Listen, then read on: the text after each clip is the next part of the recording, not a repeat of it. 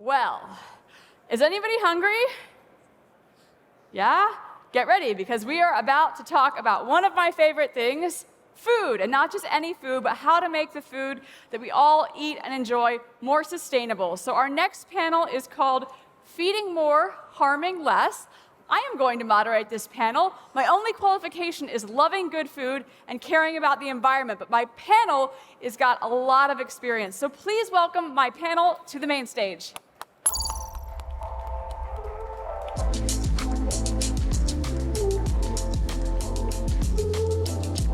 Welcome, welcome. Yes, this is fine, this is fine. All right, so we're dealing with hand mics. Pick up your mics so everyone can hear you. Let's do a little test together. Test, test, test. You go first. Hi, guys. Test, test. Test, test, test. All right, that sounds good to me. I think they're all working. Very good. So I want to give you each the opportunity to introduce yourselves and tell us a little bit about what you're doing. But there is a rule. You only get 1 minute, so don't give me your whole LinkedIn, short and snappy, and then I have a true or false question to kick us off. So go ahead, ladies first. Okay. Hi, guys. My name is Laura. I'm the CEO and co-founder of Innocent Meat. Innocent Meat is focused on cultured meat. We developed a cultured meat production system for the food industry. So the food industry can produce cultured meat directly in their own facilities. All right, welcome. Yeah, I'm Carolin from SEAWATER Cubes, co-founder and CEO, and our mission is seafood security for the population, and therefore we manufacture the SEAWATER Cube, which is a circular and containerized system for the on-land farming of clean sea fish. Okay, very cool. Dr. Frick. Hi, my name is Martin Frick. I work with the United Nations World Food Programme, the largest humanitarian organization of the planet, 24,000 people, looking after about 160 million people who don't have enough to eat. This is such an important topic, feeding the planet and not just ourselves. Let's start with a quick true and false. Everyone gets to weigh in. This might be controversial, but true or false? In 15 years' time, no one will be eating meat that wasn't grown in a lab. Laura? I think I know what you're going to say. False. So there will still be meat?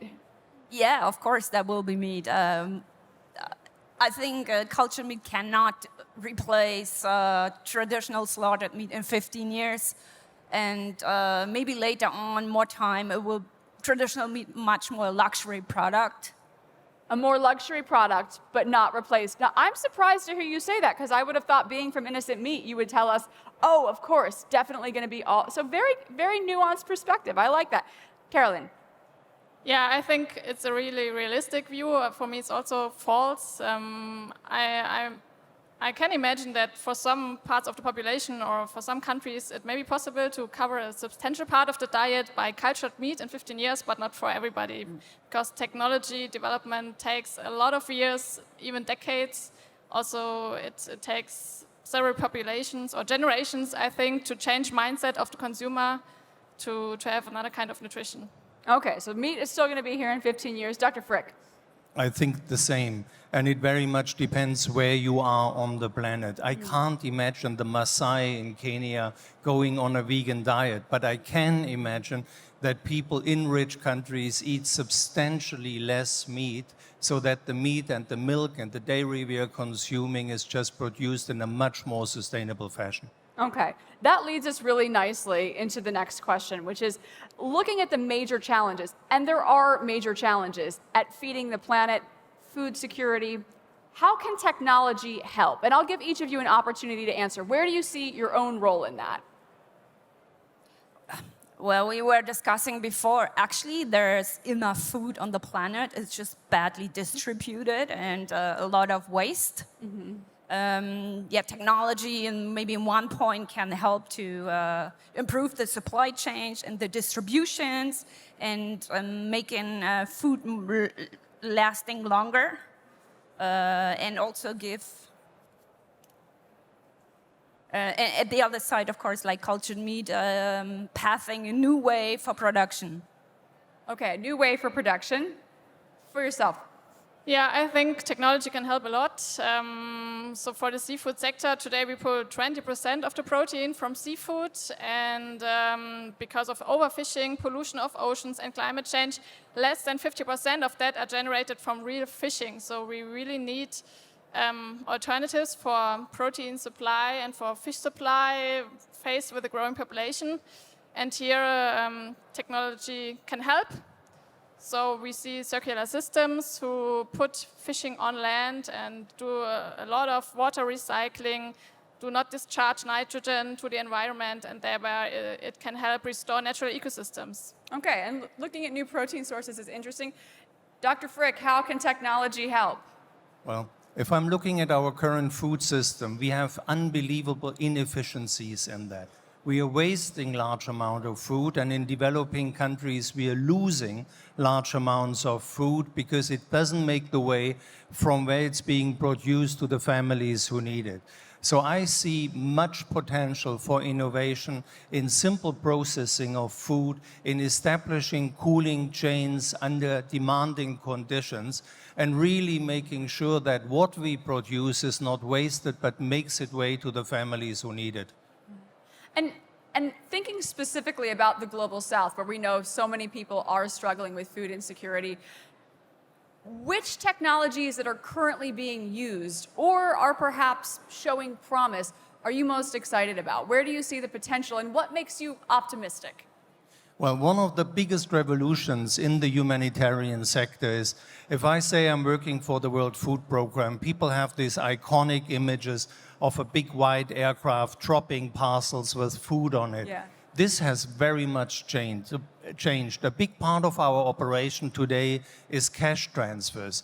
And Cash transfers? Cash transfers. So just giving people money? Which is digital banking, which is sending money on mobile phones, and this is possible all over the planet. And it makes a world of a difference that you can targetedly reach people, give them a little bit of money, which translates into food, which translates into dignity, and which translates into hope. Okay, that's interesting. I was not expecting that, and I love that like it's not food parcels, it's not even necessarily an agricultural practice, it's giving people money on their phone to buy food. That sounds so simple. Why are we not just doing that everywhere? Like, why have we not solved it if it's that simple? And I want to give everyone an opportunity to weigh in, but I know this is your area of expertise. What's the holdup? Well, I think we have one big deficit in our food system, which is we have lots of hidden costs that people don't see and they don't pay for. These are the social costs, these are environmental costs, and these are health costs. Think about COVID, for example. If we would factor that in, our cheap food would be really expensive. And what is today our expensive food would be cheaper and more attractive.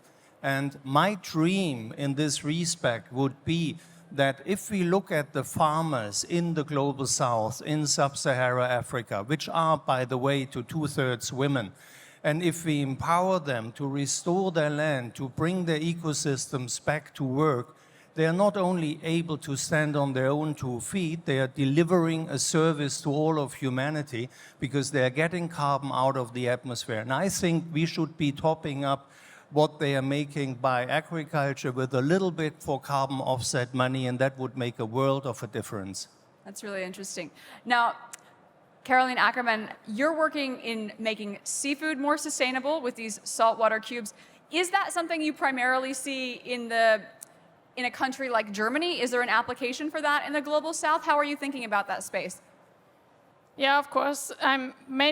So we bring seafood production to land, so we mainly see it in the regions where there's no sea. Yeah. So especially for Europe, it's really interesting, but also for emerging markets. What we want to do with technology is realizing a decentralized food supply or fish supply, because at the moment it's crazy. Just to give you an example from fish sticks, what we love here in Germany. Fish sticks, They travel 10,000 kilometers until they land on our plate, because they are made from Alaskan pollock, which is farmed in Russia. Then they're transported to China, where the fish is filleted. Then they're transported back to Germany, and everything happens frozen, where the fish sticks are cutted and breaded, and then they are sold to the consumer. So it's crazy in terms of transportation, CO2 emission, and we see that technology can help there. That's mind-blowing. I had no idea that fish sticks took such an incredibly long journey, and I think you might have ruined them for me. I don't know if I'll be able to eat that. I know we're having some acoustic issues on the stage. I'm really sorry. Can you guys hear us? Okay. We're having a hard time hearing each other. So if occasionally we're like talking at cross purposes, that's what's going on. We're not all just having mini strokes. We just really can't hear each other. There is unfortunately nothing I can do about that. I didn't build this amphitheater or the acoustics, but if you can't hear me, just tell me and I'll like mime it for you or something. That's all I got. But we're gonna keep going. We're gonna forge ahead in the spirit of innovation and productivity. The panel continues. Let's talk about innocent meat. What is it? Instead of placing all cultured meat products in the supermarket, we provide a production system for the food industry, also decentralized. So the industry can produce cultured meat, minced cultured meat, directly in their own factories. So but what's it made out of? What's in it? What am I eating when I eat that? Well, you will need the hardware. Yeah, you will need the bio ingredients. No, I mean like when I eat an innocent meat burger. No, is it soy? What is it? No, that I'm saying we don't have we don't sell to There's consumers. nothing for consumers to buy. Yeah. It's, okay. You know, our customers produce the cultured meat and then they put their label on it, you know? Got it, They use our technology for that. This is an important distinction. So yes. you're really a technology company. Yes. Okay, thank you. Thank you. All right, as you were, tell us more. Well, we provide like the basic or all ingredients, the hardware, and a bioreactor is pretty dumb, you know, so we give it a brain, so the whole production is automated.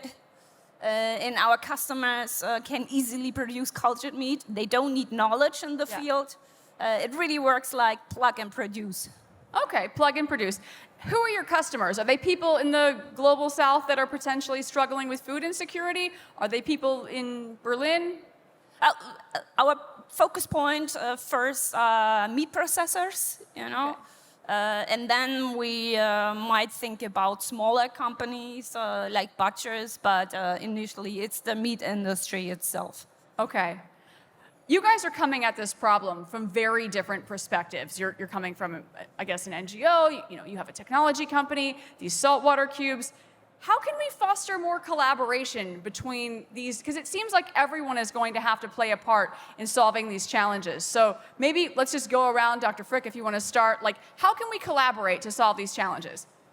Well, firstly, we are not an NGO, we're a governmental organization. Thank you. So the United Nations. This is But important. I stand corrected. One thing that is super important to understand, on a globalized market, we are buying poor people out of the market. If we have 60% plus of our grain consumption, which goes not on my plate, but on the fodder plate for animals, then this fodder is bought from the same market where people on the other side of the planet cannot afford to participate. So innovation that might not be suitable for the poorest country, but if it helps to reduce the pressure on markets, is also easing world market prices, and that makes it more affordable for people worldwide to buy grain and to buy basic food. So there is an interconnectedness, which is maybe not immediately obvious, but it's important. Okay, a governmental organization. How do you see your own role? Startup. Yeah, so from a startup perspective, I think networking would be a good first step to bring us together with NGOs and governmental representatives, because at the moment there is no direct link. Maybe kind of a pitching competition would be a good idea to start. A pitching competition? Yeah. I like the sound of that. Governments get to know the ideas of startups, because there are a lot of good ideas in this country. I mean, Ackermann told in the morning about this, and what we have kind of spin-offs from university, deep tech teams. And yeah, besides that, first challenge for us is to place pilot projects in those emerging markets. Therefore, we need expertise from people from there who tell us in which way we need to develop our technology to the African market, for example, because we cannot just place a German system to Africa. It needs to be adapted to those market needs, and therefore we need insights from people who are working there. Do you want to weigh in on this? How you guys can collaborate? We had ideas for maybe a pitch competition, networking. I Give mean, a different maybe view? you know better, but I think there are already collaborations go on between those organizations in various fields, not only food. Or for example, Wingcopter is an example, bringing products to remote places in Africa, and it's about getting to know each other and networking or publicity, whatever. Yes. Well, Or this is part of that. Just cold sales, just knock on the door of the organizations. I'm going to insert my mandatory pitch for the speaker's corner and invite you to take the networking and cold calling over there. I promise the acoustics are better on that side. You will be able to hear each other. I do apologize. I'm struggling myself, like trying to hear all of you. It just sounds a bit fuzzy. What about public trust? You know, must be something that you're thinking about in your role as a government organization. How do we effectively communicate benefits and convince the public that this is something to really support? Well, we have many perceptions. We have many pre-biases in our discussion that sometimes I love to attack. One is that, for example, our current consumption of meat would be normal and a benchmark and a standard. But if you look back, you know, in German we have the word of the Sunday roast, the Sonntagsbraten. 2 generations ago, meat was something special, something for Sunday.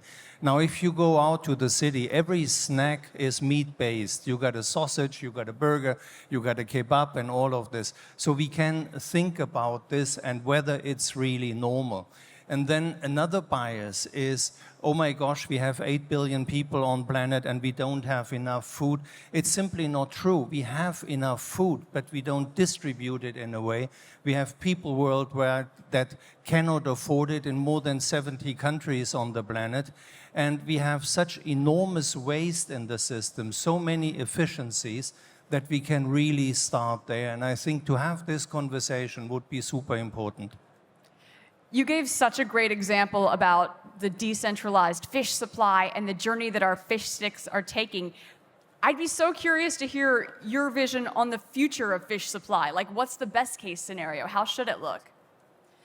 Yeah, our vision of the future is that every country in the world has the possibility to cultivate its own variety of fish, especially sea fish, in harmony with natural resources. And recirculating aquaculture systems play a major role in our point of view for this. And they will be operated by agricultural and new economy farmers. And they also will be integrated into other food production systems, such as algae production, plant production, and insect farming, to fully close the loop. Close the loop. Okay. You were talking about Sonntagsroast, I think that's what I heard, making our meat maybe something special that's for a weekend or a treat and not every day. I'm curious how you see cultured meat production contributing to the increasing global demand for meat in a more sustainable and environmentally friendly way.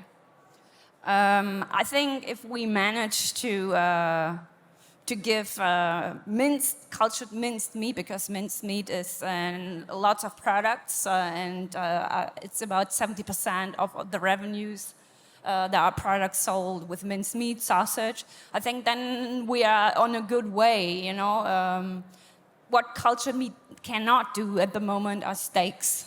Steaks? Yes. Why not? What's the issue? In our body, we have like blood vessels in order to nutrite our cells. Okay. And we cannot reproduce that ex vivo. So maybe bioprinting will be at a large scale, in a couple of years. That'd be cool, but I think a first step is cultured meat, minced meat. So mince is there. That means you can have like a cultured meat bolognese, but not like a cultured meat ribeye. Have I got that right? Yeah, but if I would ask you guys, who knows how to make a flank steak? Who knows how to make a flank steak? How to cook it? Look. This woman does. Yeah. Anyone else? It's one person, you know? Yeah. And that's the thing. People in these fast times, they don't have time to cook. They don't know how to cook. But mincemeat always works well for everybody. Who knows how to make mincemeat? Yeah. All right, you're right. Sausage, You're right. you know. Yeah, it's a fair point. I'm wondering if each of you had, coming from your diverse areas, one wish to change, if you could wave a wand and change one thing to help feed more and harm less, what would it be? Everyone can weigh in. Don't all go at once. Well, my wish would obviously be that we consider the full cost of food, that we see the full picture, and that we are not forced to buy cheap stuff, which really is not cheap at all. Consider the full cost, okay? Carolin? Yeah, our wish is that we approve procedures in regulations because a lot of projects suffer from not coming to the street because it takes a lot of time, especially here in Germany. And our customer is affected by this, so we would wish that there's acceleration in approval procedures concerning clean AgTech projects. Okay, and finally, Lara? I think for personal, the supply chain, you know, how gets the food from A to B to the table, and maybe funny regulations from the European Union that Apple has to be like this or this. That's kind of crazy, I think. Okay, well, my mind has been blown by the food supply chain for fish sticks. That is going to stay with me forever. So I can only imagine if that's what's happening with fish sticks, there must be other stories out there like it. I'm conscious that we have 5 minutes left. We've jumped around a lot on this panel. We've had to deal with some difficult hearing issues. Maybe I'll give you each an opportunity to make a closing statement, and then I have one closing question. So a take-home for our audience, if they take nothing else from this panel where we've had such difficulties communicating with each other, what is your take-home message for them? What can they go out and do themselves to promote this goal of feeding more and harming less? A take-home if you have it. All right, maybe I start. I think we need to consider that nothing changes the face of the planet more than agriculture. Nothing is a bigger driver of climate change. Nothing is a bigger driver of loss of biodiversity. Nothing consumes more water. Nothing. I could go on for 5 minutes than our way we are producing food. So if we understand that food production is not only food production, but it's keeping our life support system on this planet working, then we would have a different view to people who produce food and would honor if they do the good thing and would stop subsidizing doing the wrong thing. And so what you can do at home, well, think about what you buy, what you eat, and think 3 times before you throw away anything that's eatable. Thank you. Think 3 times before you throw it away. Okay, that's an easy thing to do. I got that. Carolin. Yeah, my take-home message would be take responsibility and inform yourself about where your food products is originating from, because we need to bring food production closer to the end consumer. The connection is lost, has been lost in the last years because of closed job policies, especially in the meat industry and so on. And to build the trust that you asked for, we need to close this gap and make real-life experience and really show the consumer again where and how food is produced. And then we also receive a higher awareness and valuation of animal products. Okay, Lara Gertenbach. Don't throw away food.